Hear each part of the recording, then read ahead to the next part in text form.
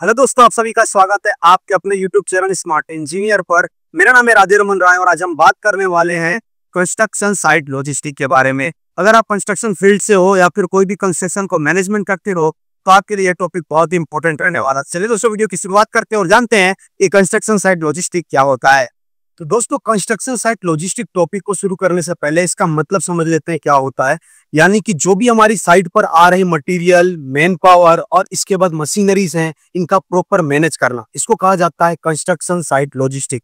यानी कि पूरे कंस्ट्रक्शन साइट पर जहां पर हमें कंस्ट्रक्शन करना है उसमें हमें डिसाइड और प्लेस सारे डिसाइड करने पड़ते हैं कि कौन सी चीज कहां पर आने वाली है, कहां पर लेबर के लिए कॉलोनी बनने वाला है, कहां पर मटेरियल के लिए स्टोर एरिया बनने वाला है और कहां पर हम स्टील कटिंग बेंडिंग और भी ऐसी प्लेसमेंट्स जो हमारे परमानेंट जैसे कि मशीनरीज है, प्लांट कहाँ पे आएगा और क्रेन वगैरह कहाँ पे सेटअप होने वाला है, ये पूरे प्लानिंग करने की प्रोसेस को कहा जाता है construction site logistic. Construction site logistics की और हम यहाँ पर बात करें तो इसके टोटल 3 एस्पेक्ट्स आते हैं। पहला मैन पावर, दूसरा आता है मटेरियल और तीसरा आता है यहाँ पर पत्ती खरीद। मेन पावर की अगर हम यहाँ पर बात करें तो हमें ऐसी प्रॉपर प्लेसमेंट्स देखनी पड़ती है जहां पर परमानेंट उनको रहने के लिए जगह दिया जा सके, क्योंकि अगर बार बार उनकी जगह और प्लेसमेंट्स को हटाया जाए, क्योंकि उनकी जगह के दौरान पर एक तो घर को प्लेसमेंट्स देना, टॉयलेट बाथरूम्स को प्लेसमेंट देना, अगर हम उसको हटाएंगे तो उसमें कॉस्ट में भी इफिशियंसी आएगी और जिसके कारण मेन पावर का भी यहाँ पर सेटअप पूरा हिलेगा। इसीलिए उसका एक प्रॉपर प्लेसमेंट्स दिया जाता है। दूसरा आता है यहाँ पर मशीनरीज की अगर हम बात करें तो इसके अंदर भी 2 टाइप देखने को मिलते हैं। कुछ मशीनरीज हमारी यहाँ पर परमानेंट रहती हैं और कुछ मूवेबल रहती है, या फिर कुछ मशीनरीज को हमें सर्विस ज्यादा देना पड़ता है। एक प्रॉपर प्लेस का रिक्वायरमेंट होता है। जैसे परमानेंट मशीनरीज की अगर हम यहाँ पर बात करें, हमारा यहाँ पर बैचिंग प्लांट हो गया, फिर इसके बाद टावर क्रेन हो गया और जो भी मटेरियल्स आने वाले हैं जैसे कि सैंड हो गया, एग्रीगेट हो गया, इन सभी को वेट करने के लिए वेगिंग मशीन से एक बड़ा सा वेट मशीन जिसको कहा जाता है वो प्लेसमेंट किया जाता है। ये सभी परमानेंट स्ट्रक्चर है जिसको ऑन साइट पर जब तक साइट पूरी नहीं हो सकती तब तक निकाला नहीं जा सकता, जिसके कारण इनका प्लेसमेंट परमानेंट रहता है।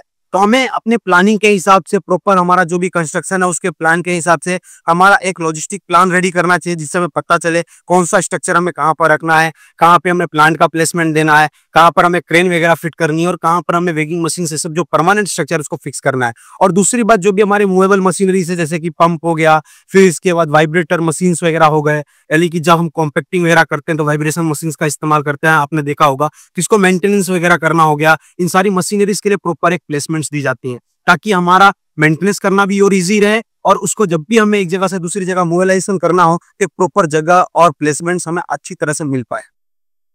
दोस्तों, हमारा यहाँ पर तीसरा आता है मटेरियल। मटेरियल की बात करें तो हमारा एक प्रॉपर मटेरियल के लिए स्टोर गोडाउन फिक्स करना चाहिए ताकि उस गोडाउन का डिस्टेंस हमारा इस तरह से रहे कि रोड से जो भी व्हीकल्स वगैरह आ रहे हैं, जैसे कि सीमेंट की गाड़ी आ रही है, कोई कवर ब्लॉक की गाड़ी आ रही है, बेंडिंग वायर आ रहा है, खिल्ली आ रहा है, तो सभी इजीली मूवेबल रहे, ना कि हमें कोई मैन पावर उसमें एक्स्ट्रा खर्च करना पड़े, ना कि कोई मैन पावर ऐड करना पड़े। ये चीज का हमें खास ध्यान रखना चाहिए कि प्लेसमेंट्स इस तरह से हो ताकि हमारा कोई भी मोबाइलाइजेशन प्रोसेस है वो अच्छी तरह से हो पाए।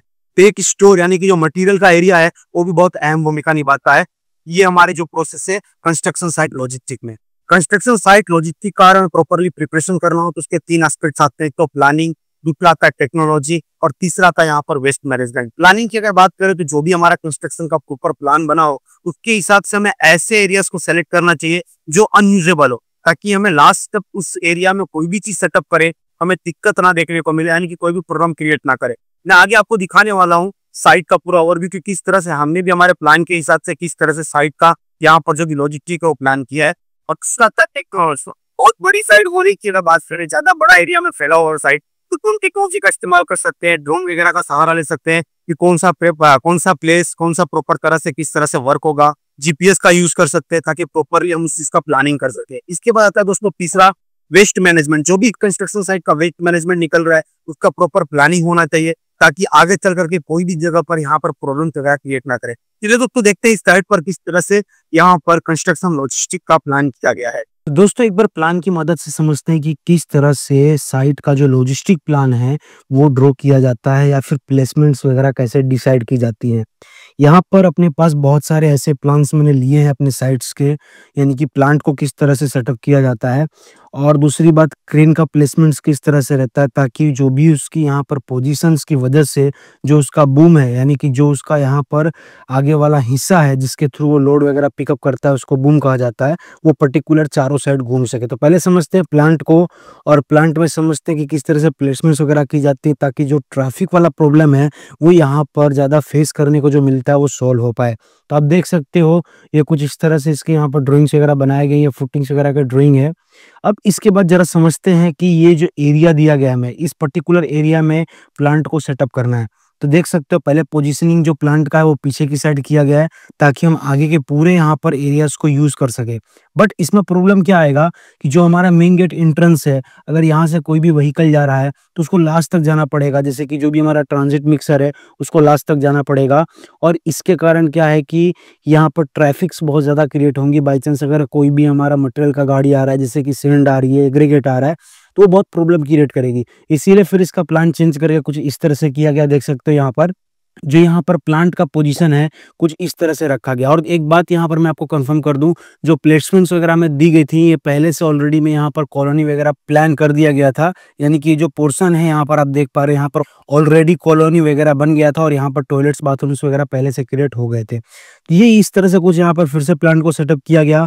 बट इसका जो पोजीशंस है उसकी वजह से जो बाजू में टॉयलेट है वहां पर प्रॉब्लम्स वगैरह क्रिएट कर सकता है, जिसके कारण फिर से थोड़ा सा चेंज करने के बाद इसको क्रॉस में इस तरह से कुछ सेटअप किया गया। अब इससे फायदा क्या होगा, जो भी व्हीकल्स वगैरह रहेंगे उसका भी यहाँ पर वेट होकर के इजीली मटेरियल्स वगैरह खाली हो सकता है। दूसरी बात, जो भी ट्रांजिट मिक्सर है पर्टिकुलर एक हमारे पास यहाँ पर स्पेस भी मिलेगा, जिसके कारण अगर 2-4 गाड़ी खड़ी भी करनी हो तो हम इजीली यहाँ पर, जैसे कि सीमेंट का बल्कर खड़ा करना है वो यहाँ पर हो सकता है। फिर इसके बाद इजीली हमारा जो भी गाड़ी है वो बैक होकर के लग सकता है, और पोजीशन अच्छी तरह से सेटअप वगैरह हो सकते हैं। और दूसरी बात, यह पोजीशन रखने के बाद हमारा जो यहाँ पर प्लांट का ऑफिस है वो हमने यहाँ पर प्लान किया है। वो इससे यह फायदा है कि हम डायरेक्टली प्लांट पे नजर रख सकते हैं कि गाड़ी में कितना लोडिंग हुआ है, कितना यहाँ पर कौन सा बेस चल रहा है, और पर्टिकुलर गाड़ी अभी कौन से पॉइंट पर लगी है, कौन सा नंबर है गाड़ी का, वो देख सकते हैं। और साथ में जो हमारा यहाँ पर वेगिंग सिस्टम है, यानी कि जो वजन करने वाला सिस्टम है काटा, वो भी यहाँ से इजीली देखा जा सकता है कि कौन सा गाड़ी लगा है, किसका हम वेट कर रहे हैं, और मटेरियल क्या कुछ आया हुआ है। तो इस तरह से कुछ प्लेसमेंट्स वगैरह की गई है इस प्लांट की। और इसका रियल जो पिक है आप अभी देख पा रहे होंगे, जो आपको दिखाना चाहता हूँ इसका टॉप व्यू कुछ इस तरह से आप देख पा रहे होंगे। जो रियली में इसका प्लेसमेंट्स वगैरह है वो इस तरह से दिया हुआ है। अब देख पा रहे होंगे जिस तरह से जो भी मैं यहाँ पर आपको बता रहा था वो सेम एग्जैक्टली कुछ इस तरह से है। अब इसके बाद आगे की ओर बढ़े दोस्तों, आगे समझते हैं कि जो क्रेन का प्लेसमेंट्स है, ये सारे जो मैं बता रहा हूँ आपको परमानेंट, जो भी हमारे यहाँ पर मशीनरीज वगैरह आती हैं उनका प्लेसमेंट्स वगैरह मैं यहाँ पर आपको दिखा रहा हूँ। क्रेन का बेसिकली जो यहाँ पर यूज है वो पूरी साइड पर अच्छी तरह से हो सके इस तरह से रखा जाता है। यानी कि क्रेन को फिट करने के बाद उसका बूम चारों साइड अच्छी तरह से स्पेस कवर करे, कुछ इस तरह से रखना चाहिए। देख सकते हो यहाँ पर क्रेन को सेंटर में रखा गया है, और उसकी बूम का जो यहाँ पर डिस्टेंस है वो यहाँ पर बताया गया है। यानी कि 2 वेरायटी आती है। अगर हम इसको एक्सटेंड करेंगे तो मैक्सिमम 60 मीटर तक जा सकते हैं, और एक 55 मीटर तक का भी क्रेन आता है। 2 वेराइटीज का यहाँ पर एरिया शॉर्टलिस्ट किया गया है, देख सकते हो आप यहाँ पर। तो कुछ इस तरह से यहाँ पर देख सकते हो सेंटर में क्रेन को रखा गया है, ताकि उसका बूम चारों साइड यहाँ पर साइड को कवर कर सके, क्योंकि ये परमानेंट स्ट्रक्चर है। अगर इसको हम पोजीशन नहीं देंगे तो हम बाद में निकाल नहीं सकते हैं जब तक साइड पूरा ना हो। तो हमें इस तरह से इसकी प्लेसमेंट रखनी चाहिए ताकि मेन पावर कम से कम लगे, और हमारा यहाँ पर होल साइड जो है वो पूरा यहाँ पर कवर हो। ये रहा हमारा परमानेंट मशीनरीज के यहाँ पर हो गया प्लेसमेंट। अब आगे की ओर चलते हैं। जो मेन साइड है, जो अभी हम जिसका बात करने वाले हैं, मैं यहाँ पर आपको दिखाऊंगा उसका कुछ यहाँ पर प्लेसमेंट्स वगैरह देखें, उसको किस तरह से हम बना रहे हैं, उसका लॉजिस्टिक किस तरह से प्लान कर रहे हैं, उसको मैं आपको रियल में भी दिखाऊंगा और थोड़ा प्लान की मदद से समझते हैं। जो हमारा ये सामने वाला फेस आप देख रहे हो, ये वाला फेस, ये पूरा कंस्ट्रक्शन करने का बाकी है। इसका हमें ऑलरेडी कॉन्ट्रैक्ट मिला हुआ है। अब जो एंट्रेंस की बात करें, वो मेन एंट्रेंस यहाँ से दिया गया है पर्टिकुलर। आगे का पोर्शन ऑलरेडी कंस्ट्रक्शन होना बाकी है, इसीलिए यहाँ पर मेन एंट्रेंस दिया गया है। यहाँ पर वेगिंग ब्रिज प्रोवाइड किया गया है ताकि जो भी व्हीकल आए वो इजीली यहाँ से वेट होकर के निकल सके। और यहाँ पर ऑफिस वगैरह प्रोवाइड की गई है ताकि जो भी हमारा यहाँ पर व्हीकल आ रहा है उसका नोट डाउन किया जा सके, मेंटेन किया जा सके ट्रैफिक को, इसलिए यहाँ पर प्रोवाइड किया गया है। आप देख सकते हो पर्टिकुलर स्पेस है ताकि जो भी व्हीकल वगैरह वो इजीली पास हो सके। ट्रैफिक का जो यहाँ पर प्रॉब्लम है वो देखने को नहीं मिलेगा। फिर आगे की ओर बढ़े दोस्तों, तो हमने यहाँ पर लेबर कॉलोनी ऐसी जगह पे सेटअप किया है जो लास्ट तक साइड का जो पोर्शन है वो अनयूजेबल है, बिकॉज ऑफ यहाँ पर जो भी आ रहा है हमारा गार्डनिंग आ रहा है, चिल्ड्रन प्ले एरिया आ रहा है, जो जनरली तौर पर देखा जाए तो हमें साइड पर लास्ट तक यह प्रॉब्लम नहीं क्रिएट करने वाला है। उसी तरह से सामने देखें तो ये हमारी ऑफिस रहने वाली है।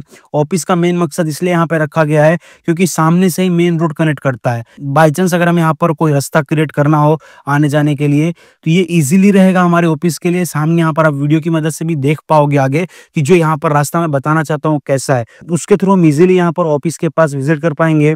और ये जो पोर्शन है वो कैंप से और यहाँ पर जो हमारा पोर्शन स्टोर आने वाला है यानी कि जो गोडाउन आने वाला है उस पे चारों तरफ हमारी अच्छी तरह से नजर रहेगी। और ये रहता है हमारा प्लेसमेंट स्टील का, क्योंकि सामने एक्सकेवेशन हो रहा है, सामने वाले पार्ट को हमें शुरू करना है, इसीलिए हमने इसके सामने यहाँ पर स्टील का गोडाउन रखा है ताकि इजीली हम स्टील वगैरह यहाँ पर प्रोवाइड कर सके। तो देख सकते हो ये नॉर्मली जो हमारा लॉजिस्टिक प्लान है कुछ इस तरह से डिसाइड करना चाहिए कि कौन सा एरिया हमारा अनयूजेबल है लास्ट तक, ताकि हम उस चीज को प्लेसमेंट्स करें तो लास्ट तक हमें कोई भी प्रॉब्लम वगैरह क्रिएट ना हो। दूसरी बात ये भी याद रखिएगा कि जो भी हम यहाँ पर स्ट्रक्चर्स ले रहे हैं, सपोज दैट ये बिल्डिंग है तो बिल्डिंग के नीचे फुटिंग आने वाली होगी, तो जो उसका एक्सकेवेशन होगा वो लंबा खुदाई होगा, लंबा एक्सकेवेट किया जाएगा, जिसके कारण जो भी हमारा ये प्लेसमेंट से मैंने पास लेने का ट्राई नहीं किया। यहाँ पर भी जो भी स्ट्रक्चर्स आ रहे हैं उससे भी दूर लिया है और यहाँ से भी दूर लिया है, ताकि आगे आने वाले भविष्य में यानी कि फ्यूचर प्लानिंग के दौरान अगर इसका कुछ भी एक्सकेवेशन होता है, यानी कि ये पोर्शन का भी एक्सकेवेशन होता है,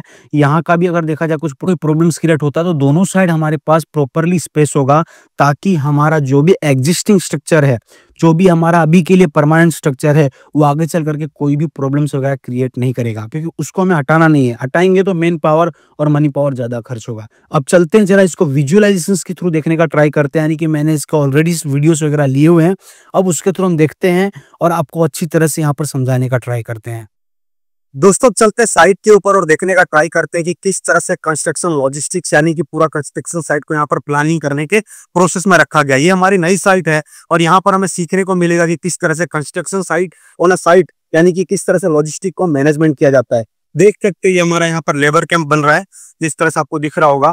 प्रॉपरली यहाँ पर वेदर को ध्यान में रखते हुए बारिश के कारण पानी वगैरह ना यहाँ पर फिल ऑफ फोर्स ने यहाँ पर हाइट रखा गया है और ऑलरेडी जो भी यहाँ पर सोइल है उसको ऑलरेडी वहां से लेकर के यहाँ तक का 8 से 10 इंच का स्लोप प्रोवाइड किया गया है। जो आप पैसेज देख रहे हो पूरा स्लोप में है, जिसके कारण पानी वगैरह जो भी है वो ये साइट पर यानी कि जो भी हमारा लेबर कैंप है उसमें यहाँ पर कोई भी प्रॉब्लम्स वगैरह क्रिएट नहीं करेगा। और प्रॉपरली यहाँ पर देख सकते हो उनके लिए जो नहाने धोने का प्लेसमेंट्स है यानी कि जो भी बाथरूम्स टॉयलेट्स वगैरह हैं वो अच्छी तरह से बनाया जा रहा है।